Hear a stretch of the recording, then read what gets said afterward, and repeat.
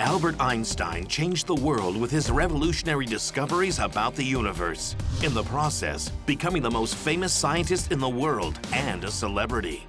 Albert Einstein was the first scientist in the modern world to make science cool. His name has become synonymous with both genius and stardom. His signature look is plastered on everything from bobbleheads to coffee mugs, turning Einstein into a pop culture icon. It's an interesting situation when this brilliant scientist who decades later is part of pop culture is now reduced to bobbleheads and general merchandise. The Einstein brand remains overwhelmingly popular because he reminds us all that the world is not as it appears. When Einstein died at the age of 76, no one, not even Einstein himself, could have dreamt how wealthy and famous the Albert Einstein brand would become. By the time he died in 1955, nobody could have foreseen how much value there was to his image and to his works. The estate ultimately becomes worth millions, even hundreds of millions in merchandising rights. There's gold in E = MC². And it triggers a battle over his wealth and his famous image that will carry on for decades. Wait a minute, you don't own Al Einstein. He belongs to the world. No one can claim proprietary rights to him any more than anybody's claiming proprietary rights to Moses, Jesus, or Confucius. The fame, the fortune, the legacy of Albert Einstein.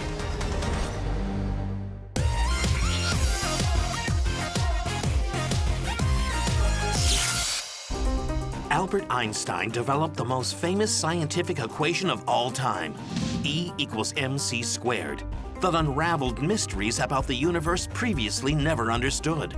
His discovery that space and time are relative turned the world on its ear to a degree that hadn't happened in hundreds of years. Albert Einstein taught us that nothing is as it appears, and understanding the hidden laws of nature can yield startling conclusions that have literally transformed our world in most of our lifetimes in terms of the things that technology has made possible. In addition to changing the way we think about math, science, and the universe, Einstein also spoke out on more human issues about the world and how we live in it.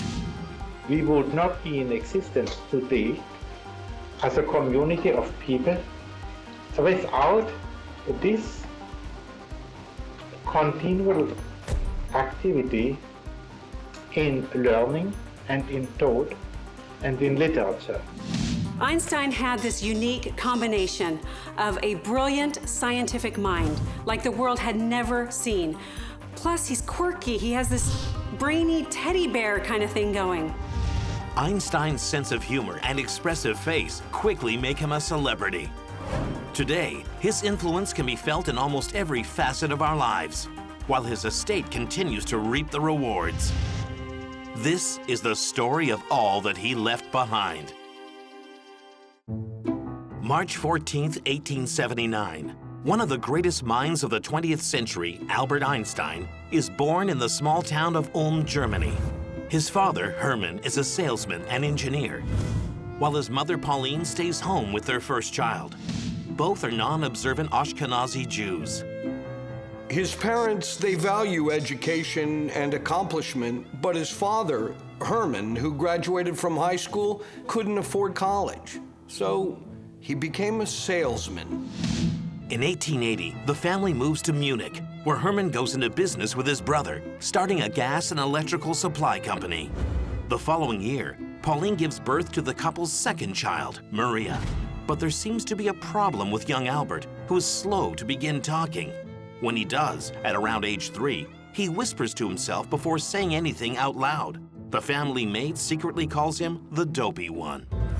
Some of his early words give you a pretty good idea of the way his mind works. When his parents introduce him to his baby sister, he says, "Where are the wheels?" His parents had led him to believe that his baby sister was a new toy. Worrying about his late development, Einstein's parents bring him to doctors, but they're unable to find anything wrong or even unusual about the child.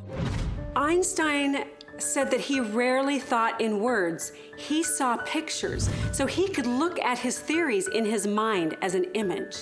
Even at a young age, Einstein is not like his peers. A loner, he plays for hours with a toy building set or constructing houses made of cards. His powers of concentration are amazing, and his parents take notice. When he's about 5 years old, his father shows him a compass, and he's completely fascinated by the magnetic needle and the way it always points north. The compass makes a lasting impression on him, and later on he says that's what originally got him interested in science. During his preschool years, his mother signs him up for violin lessons. She's a pianist, and soon the two of them are playing classical duets. Music unlocks most of life's mysteries for him. Whenever he's facing a challenging problem, he just picks up his violin and poof, it's gone. At age 6, in 1885, Einstein starts a Catholic grade school and learns about Judaism in lessons at home. One of the biggest myths about Einstein is that he wasn't a good student. To this day, people still say that, oh, Einstein failed math. Right. In subjects that he likes, like math and science, he always excels. Even in subjects like Greek and Latin, he gets decent grades. At age 9, he starts high school at the Luitpold Gymnasium, a school known for math, science, and strict teachers. Einstein hates the military-style discipline and claims he's being force-fed facts to be memorized and brainwashed to worship authority. One high school teacher actually told him that he'd never amount to anything. But the thing is, Einstein just laughs it all off. First of all, he's probably smarter than all the teachers combined, and in the future, he's going to be unlocking the secrets of the universe. When he's 10, Einstein meets the man who will become his mentor, 21-year-old Max Talmud. Talmud is a medical student who dines weekly at the Einstein home. Over the next 5 years, he gives Einstein books on science, math, and philosophy. By the time he's 12, Einstein has learned geometry and algebra on his own. By 15, he's mastered calculus. Einstein's growing interest in natural science makes him skeptical about religion, and he refuses a bar mitzvah. He will avoid religious rituals for the rest of his life. In 1894, when he's 15, his father and uncle's company closes. The family moves to Italy, but Einstein stays behind with relatives to finish at the Luitpold Gymnasium, even though he hates the school. But it doesn't last long. During the Christmas break, Einstein takes the train to Italy and tells his parents he's not going back, promising he'll study on his own to get into a technical college. At 16, he's 2 years younger than the required age for the Zurich Polytechnic, a highly regarded technical and teachers college. But if he can pass the entrance exam, he's in. He takes the entrance test and he fails. Math and physics aren't a problem, but it's subjects like French and botany that really do him in. He later says that it's all about his poor memory for words. Nonetheless, the teachers are so impressed with his skills in physics that they told him that he can come back to the school if he completes 1 more year of high school. Einstein moves on his own to a town about 30 miles away from Zurich to attend a progressive school. There, the teachers encourage independent thought and thinking visually, and Einstein flourishes. Boarding with a professor's family, he finds his first girlfriend, the professor's daughter, Marie, who's 2 years older than himself. After finishing his final year of high school in 1896, Einstein reapplies to Zurich Polytechnic. This time, the school waives the entrance exam, considering how high Einstein's physics scores were the first time he wrote it. That fall, he starts at the Polytechnic with plans to become a teacher. At this time, he's considered quite good looking. In fact, he's a bit of a player. By the next spring, he's broken off his relationship with Marie, and he's already met somebody new. Her name is Mileva, and though she's 3 years older than him, she's the only woman in his class. And things heat up, and a romance develops. In 1900, Einstein's awarded a teaching diploma from the Polytechnic, and he applies for a position as an assistant teacher. In the meantime, he takes on tutoring jobs to make ends meet.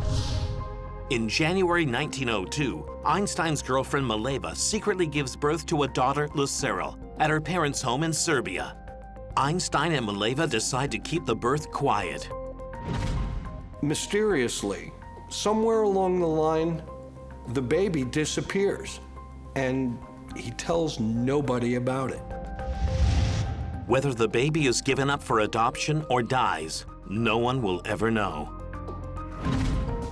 That spring, the young scientist is offered a job at the patent office as technical expert third class. He evaluates patent applications and must decide if the inventions actually work. His annual salary was about 3,500 Swiss francs. So back in 1902, this translated to about $800 a year US. So what about today? That translates to more than $22,000 for an annual salary. Not bad. With money coming in, Einstein marries Mileva in a civil ceremony in January 1903. And a year later, she gives birth to their second child, Hans Albert. With the responsibility of a family and a new job, Einstein feels the pressure. Yet, in his spare time, he remains committed to working on his independent scientific pursuits. What he's about to uncover will alter not just the course of his life, but the course of human history. After graduating from a prestigious college in Zurich, Albert Einstein spends 2 years looking for work as a teacher. Though he's forced to take a job at a patent office, nothing can stop his genius wheels from spinning. In 1905, at 26 years of age, Einstein publishes 4 of the most important papers in the history of science: the photoelectric effect, Brownian motion, special relativity, and the equivalence of matter and energy, all written over the course of just a few months. 1905 is often referred to as Einstein's miracle year. The following year, he earns his PhD from Zurich University. His work is so revolutionary that at first it's ignored by the scientific community, until one of the most influential physicists of the day, Max Planck, writes an article praising Einstein's work. Einstein was an outlier, and Planck was a well-known physicist at the time. And so science remains very, very competitive. It's not quite an athletic event, but there are schools of thought, and getting recognition is difficult. A brash, brilliant outsider has to earn acceptance. The mentorship or sponsorship of somebody already recognized can help. Max Planck helped Einstein get on his intellectual feet. In 1909, he's finally awarded a full-time job, and he's appointed Associate Professor of Theoretical Physics at the University of Zurich. But the salary is low, and he's warned that he has to be open about advice regarding his teaching. Word is that his teaching isn't exactly stellar, because he tends to be disorganized, which is something Albert Einstein freely admits. In 1910, following the birth of his second son, Edward, Einstein becomes a full professor at the University of Prague, doubling his income. In Prague, the family lives a more comfortable lifestyle and for the first time enjoy electric lights and employ a live-in maid. He's starting to get a lot of attention, and he's out and about attending high-end parties with other A-list intellectuals like Franz Kafka. But his marriage is starting to take a hit. Rumor has it that his wife is just jealous. In a letter, she says, with that kind of fame, he really doesn't have much time for his wife. Attending a scientific conference in Brussels in 1911, Einstein meets Nobel Prize-winning Marie Curie, a physicist famous for her work in radioactivity. The next year, Curie writes a letter of recommendation for Einstein, and he gets a teaching job at his alma mater in Zurich. While traveling in Germany, he becomes reacquainted with his first cousin on his mother's side, Elsa Lowenthal, and the two start an illicit affair. By now, his marriage is completely on the rocks. Einstein proposes a really weird contract with his wife. He demands that his laundry and clothes be kept in order. He's to be delivered 3 meals a day in his room, and there will be no sexual intimacy. He even says, "You will stop talking to me if I request it." When he's offered work in Berlin in 1913, Einstein takes it and relocates his family to Germany the following year. His wife Mileva, however, is far from happy. In July 1914, Mileva leaves for good, taking their 2 sons with her back to Zurich. Einstein takes them to the train station and reportedly sobs the entire afternoon and evening. Now living alone, Einstein has even more time to devote to his passion project, an expansion of his theory of relativity. By doing so, he's going against the grain of the entire scientific community. Despite the beginning of the First World War in 1914, Einstein manages to keep up the intense pace of his work until, in November 1915, his theory of general relativity is complete.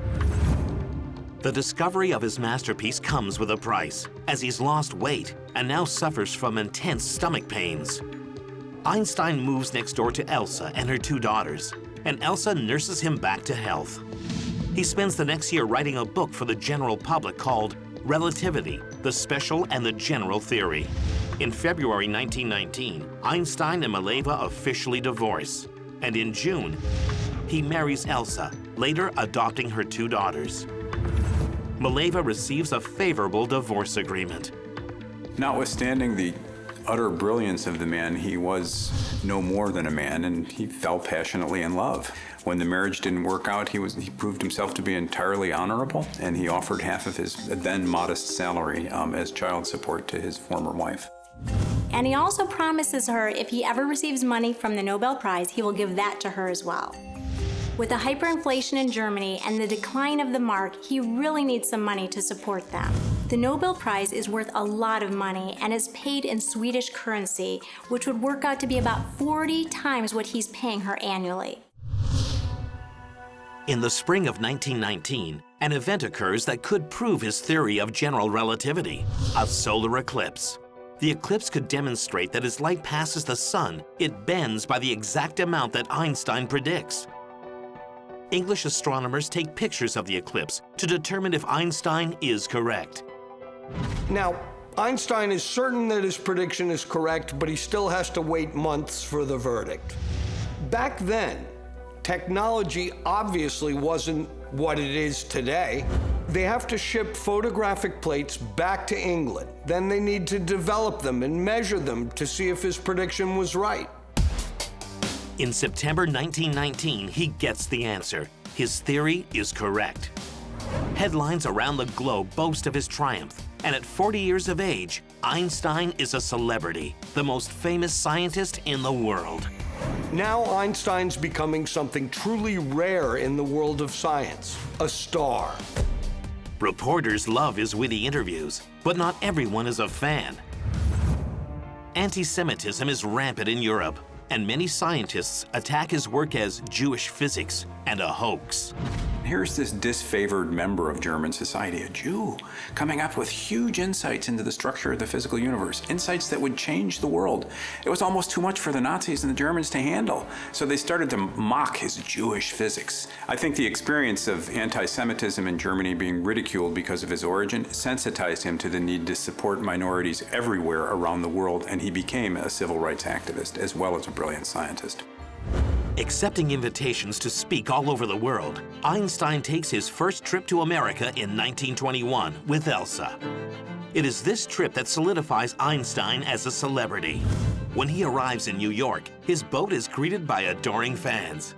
Some would later say the hysteria equaled that of the Beatles 4 decades later. Everywhere he travels, he's treated like a superstar, greeted by fans and reporters.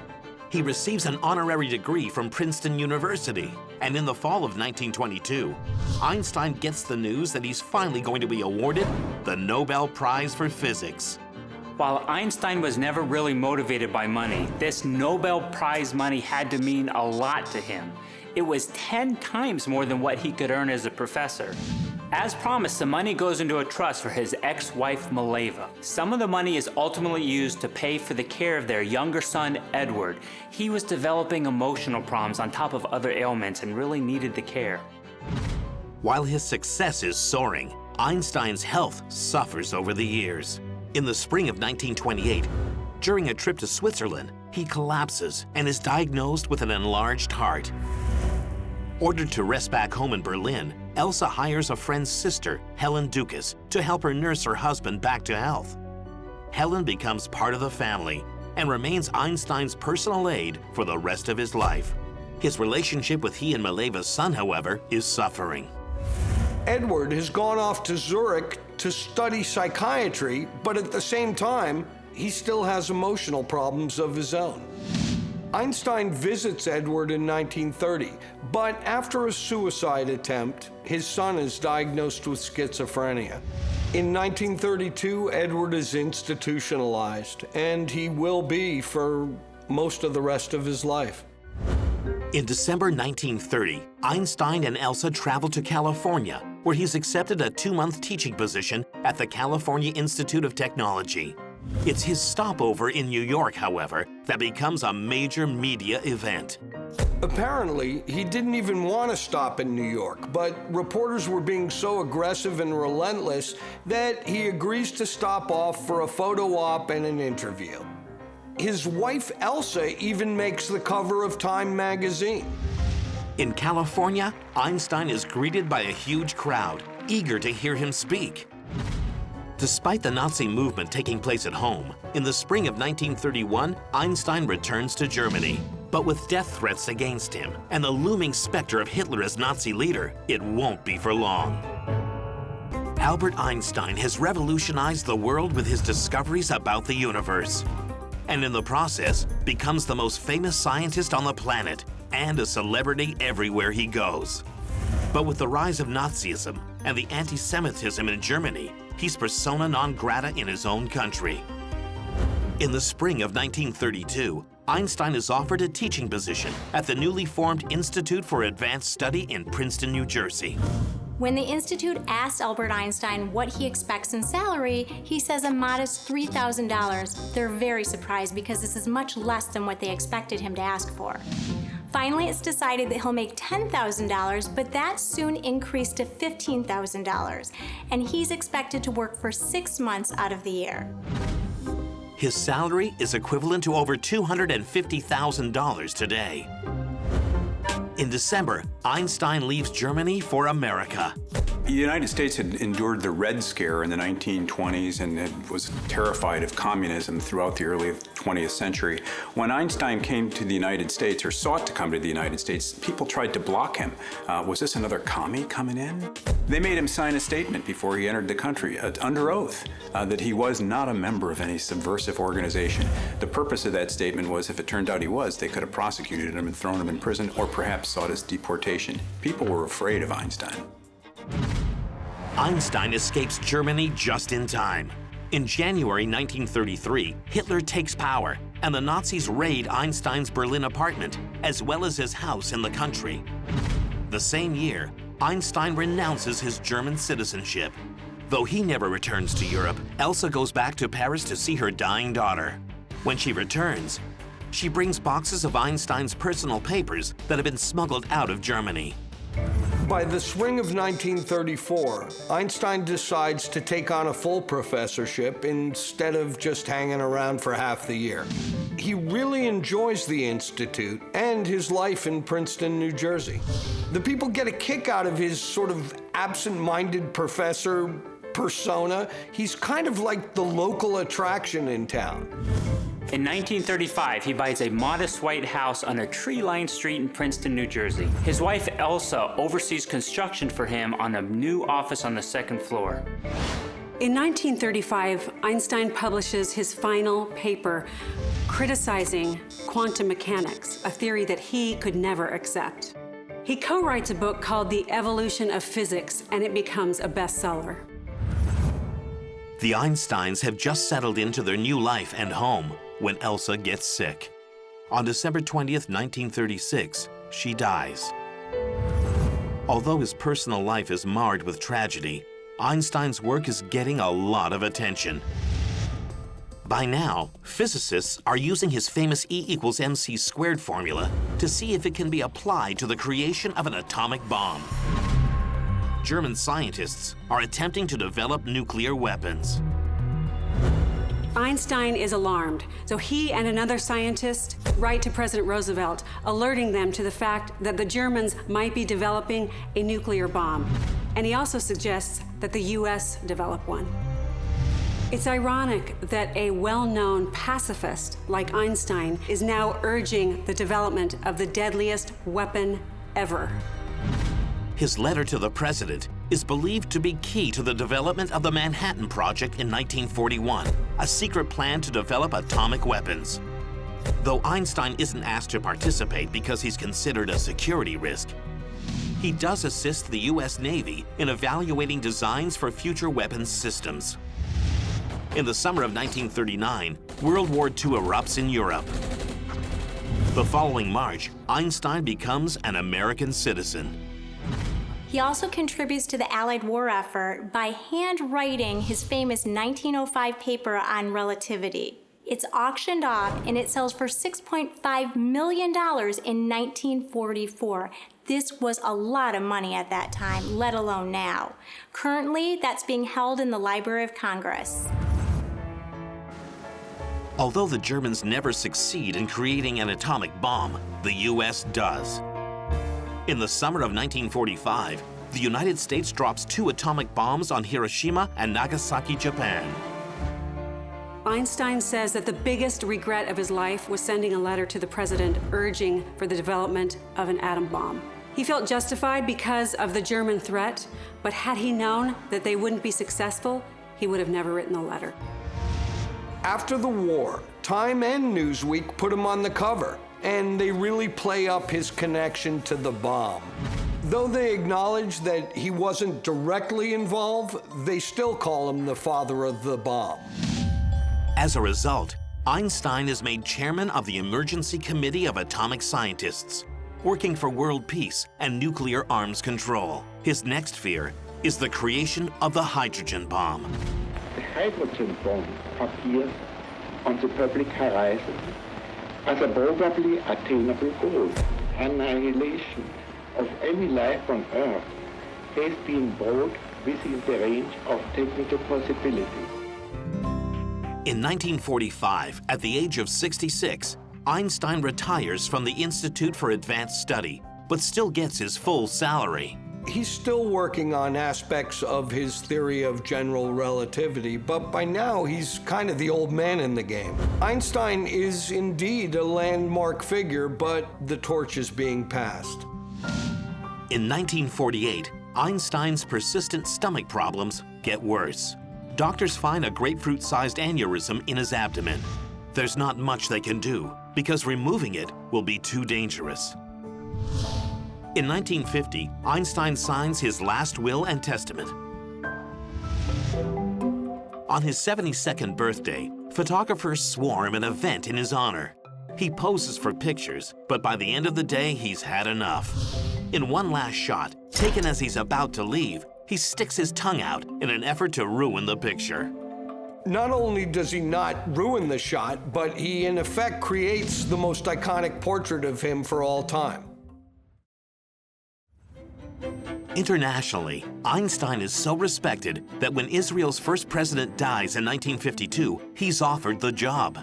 Yeah, Einstein was such a unifying figure, he was even offered the presidency of Israel. Now understand, that's not the same thing as the United States. The real action in Israel is in the prime minister's office. The president's role is largely ceremonial. But I think it says a lot about the goodwill he inspired in people that the people of Israel thought he could be a unifying force in their country.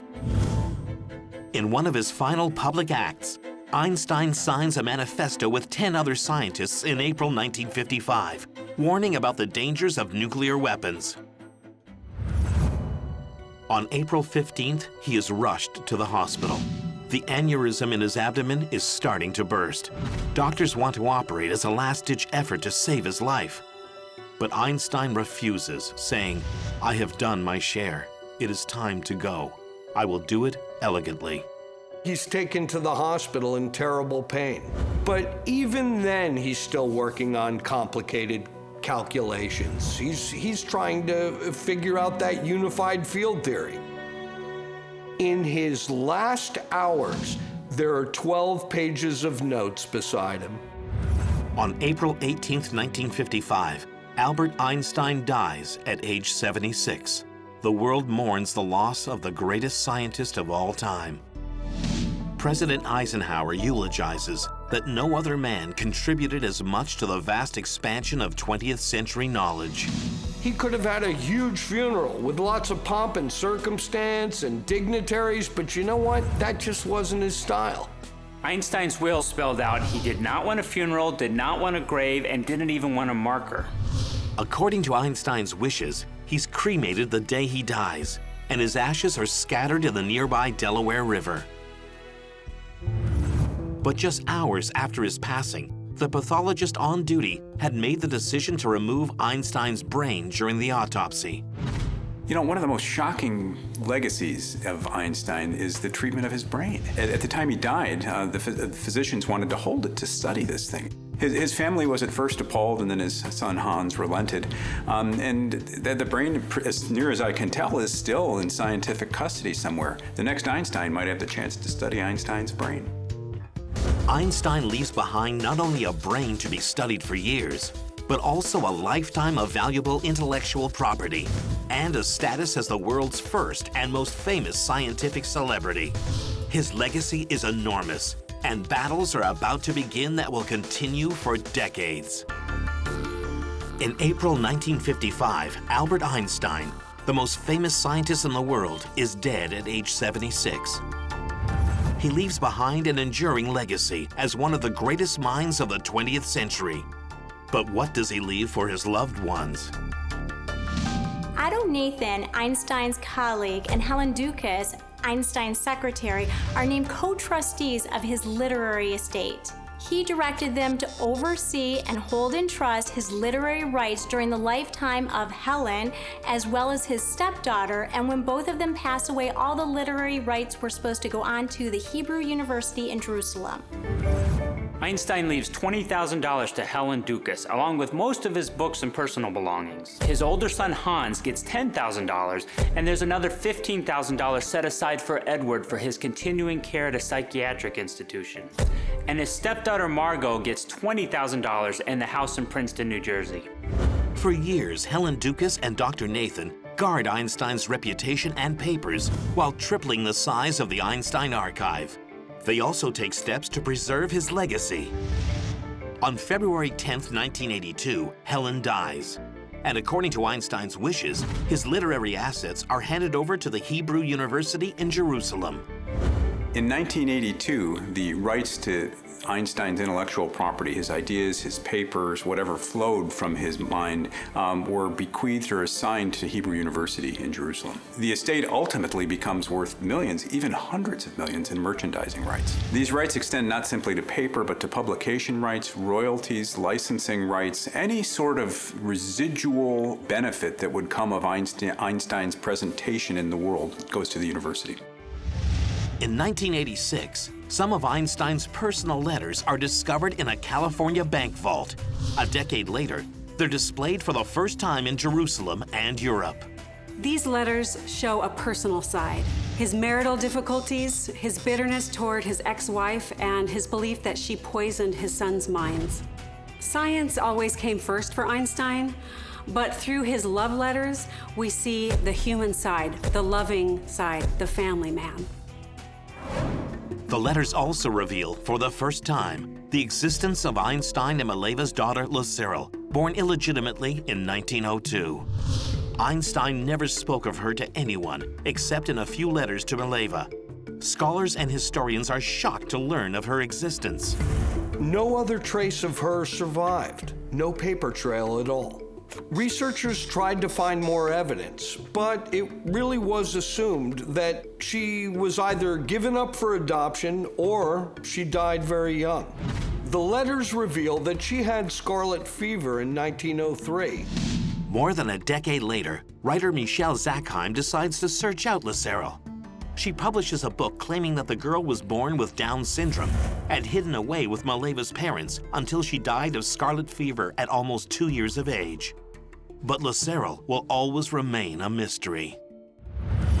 In 1996, several Einstein letters surface at public auction and fetch nearly $1 million. This leads some of his relatives to cry foul and to say, hey, wait a minute. If money is going to be generated from these materials, we should have a share of it as well. So they bring an action to obtain some funds.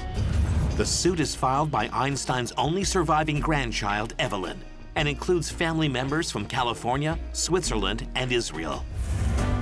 A settlement is reached but kept confidential. Evelyn is super smart. She speaks 4 or 5 languages, and she has a master's in literature.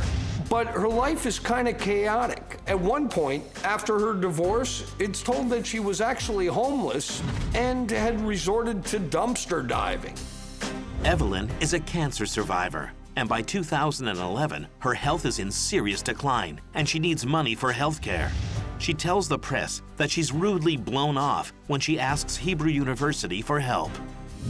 The granddaughter now has a beef. She's watching money roll in from bobblehead Einstein dolls, thinking, wait a minute, I can understand that my grandfather transformed the intellectual world of the 20th and now 21st century. But what do bobblehead dolls have to do with intellectual property?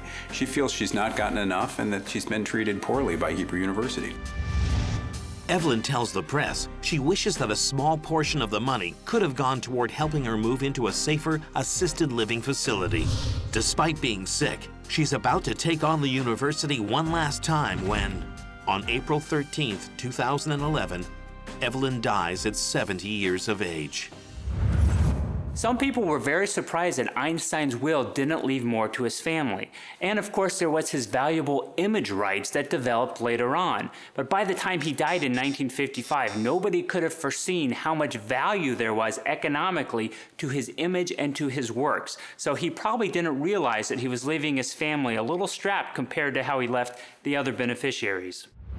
In 1996, a couple from Georgia invest $18,000 into creating Baby Einstein and license the Einstein name from the estate. The educational videos for babies are later purchased by Disney. By 2001, the company is valued at $400 million. This just scrapes the surface of what Einstein's estate generates. Einstein still's making a lot of money even when he's dead. In 2007, he's making $18 million, and in 2013, $10 million. His current worth is estimated to be about $12 million. Products associated with Einstein took turns that would have surprised even him.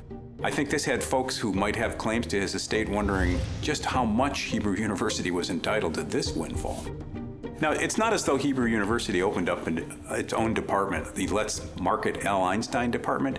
They contracted with a firm called Greenlight that handles licensing of things of this sort. Greenlight gets hundreds of applications, sometimes I think per year, on ways to use Einstein's image. They've stumbled on a gold mine. There's gold in E = MC². Hebrew University famously says, "We own Einstein, but we share him with the entire world." In 2009, General Motors uses Einstein's manipulated image in an ad. But because GM uses his image without permission from Hebrew University, the school files a lawsuit. Einstein sells and General Motors decides to get into the game. It pasted an image of his face on the body of a muscle-bound man and said, "Ideas are sexy too," as part of its advertising campaign. Hebrew University says, wait a minute, we own Al Einstein's rights, and you didn't go through our licensing agreement, so why are you doing this cutting and pasting here and selling cars with our man? They bring an action claiming that General Motors has infringed on their rights to control Einstein's image. GM responds to the Hebrew University's claims by saying, wait a minute, you don't own Al Einstein. He belongs to the world. He's part of the public domain. He's been dead so long now that no one can claim proprietary rights to him any more than anybody's claiming proprietary rights to Moses, Jesus, or Confucius. How much control can the estate retain over the image of one of the most famous people of the 20th century? It's a question that could be worth millions. Albert Einstein is the only scientist to ever become a huge pop culture phenomenon and celebrity. Decades after his death, his image is still used to sell everything from bobbleheads to boxer shorts. In 1982, the rights to Einstein's intellectual property went to Hebrew University in Jerusalem. When auto manufacturer GM uses a doctored image of the scientist in a 2009 car ad without permission from the university, a lawsuit ensues. GM claims the rights to Einstein's image expired 50 years after his death. The case ultimately is resolved by application of what's known as the public domain doctrine. You can control the rights to a person's image and how they're used for only so long, but after 50 years, if people are still talking about you, you've become larger than life, and I think the law says enough is enough. We've protected your estate's interest, but you've now become part of the public domain. You belong to the world at large. Hebrew University tried to make some law up as it went along and said, give us 75, give us another 25 years. The judge says you've had your run, enough is enough. Einstein belongs to us all now. It's really an interesting situation when this brilliant scientist who decades later is part of pop culture is now reduced to bobbleheads and general merchandise because his image is not currently protected and is part of the public domain. Einstein's legacy looms large, and the honors bestowed upon him continue even in death. In 1999, Time magazine names him the Person of the Century. And to honor the 100th anniversary of Einstein's miracle year in 1905, when he published 4 world-renowned papers, the United Nations declares 2005 the International Year of Physics. Einstein's work has inspired generations of scientists to continue building on his legacy, allowing for incredible advancements. His theory of general relativity influences research in everything from black holes to the Big Bang. Einstein himself remains a potent symbol of scientific genius and has become almost a caricature of himself, making him one of the most highly recognized celebrities. The Einstein brand remains overwhelmingly popular because he reminds us all that the world is not as it appears. Einstein looked at it and he tried to give us an answer. I think we love him for it, and we love his intellectual courage and his honesty and his humility. As a cultural icon, Einstein continues to resonate. A ballet entitled E = MC², in honor of his most famous equation, tours the world, as does the Philip Glass opera Einstein on the Beach. There's also an Einstein computer tablet for science education and a line of Einstein eyeglasses. Today, physics is actually kind of trendy. And of course, Einstein's name is the one that gets the most play. There's even a BMX stunt that's named after him. It's called the Einstein Flip. That stunt is created by a physicist and a pro BMX rider to prove that you can actually push the boundaries of what's humanly possible on a bicycle. They created that stunt right on time for the 2005 International Year of Physics to show young people, just show them physics in everyday life. Though his body was cremated decades ago, pieces of Einstein's preserved brain still travel the world. In 2011, 46 slivers of his brain are put on public display for the first time in a Philadelphia museum. They traveled to England the following year. A year before Albert Einstein passed away, he wrote a letter that became known as the God Letter, and he sent this to a philosopher friend. In this, it confirmed that he was in fact an atheist. In 2012, it sells for over $3 million at auction. It's really not surprising that this letter sold for over $3 million. Albert Einstein, to this day, is still considered one of the brightest minds of our time. In fact, E = MC², there's not many people around the country or even world that don't equate that with Albert Einstein. And most of us don't normally think of mathematical equations like that. More than a century later, no one has ever proven Einstein's theory of relativity wrong. It's amazing how one theory can impact the development of technology for decades. To this day, he remains the marker by which we measure intelligence. And you don't have to be an Einstein to figure out why.